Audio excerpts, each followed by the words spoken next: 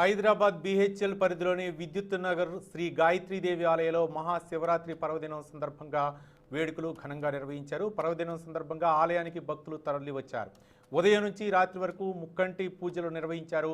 మరోవైపు వేడుకల సందర్భంగా భక్తులకు ఎలాంటి ఇబ్బందులు తలెత్తకుండా ఆలయ కమిటీ సభ్యులు భారీ ఏర్పాట్లు చేశారు. ఆలయ పాలక మండలి ఏర్పాట్లపై భక్తులు సంతృప్తి వ్యక్తం చేశారు. మరోవైపు మహాశివరాత్రి సందర్భంగా విశేష పూజా కార్యక్రమాలు నిర్వహించినట్లు ఆలయ ప్రధాన అర్చకులు రాఘవ్ శర్మ తెలిపారు. ఓం నమ శివాయ. ఇది న్యూ ఎంఏజీ విద్యుత్ నగర్లో వెలిసినటువంటి పంచముఖ ప్రాంగణం అంటే శ్రీ గాయత్రీదేవి క్షేత్రం. ఈ క్షేత్రంలో పంచముఖ ఆదిశేష లక్ష్మీ గణపతి, తర్వాత పంచముఖ ఉమామహేశ్వర స్వామి ఆలయము, పంచముఖ ఆంజనేయ స్వామి ఆలయము, నాగదేవత, నవగ్రహాలు, విధంగా అన్నీ కూడా పంచముఖాలతో వెలుగొందుతున్నటువంటి యొక్క క్షేత్రము.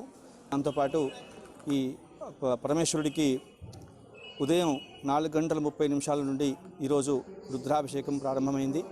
ఈ విధంగా బ్యాచ్ వైజ్గా అంటే గంటకు ఒక బ్యాచ్ చొప్పున ఇప్పటి వరకు కనీసం ఒక 200-300 మంది భక్తులతో అభిషేకాలు చేశాం.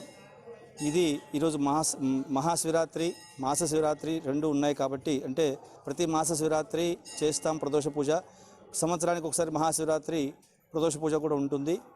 ఈ ప్రదోష పూజ సాయంత్రం 5ంటికి ప్రారంభమవుతుంది. తర్వాత దాంతోపాటు 7ంటికి పార్వతీ పరమేశ్వర కళ్యాణం జరుగుతుంది.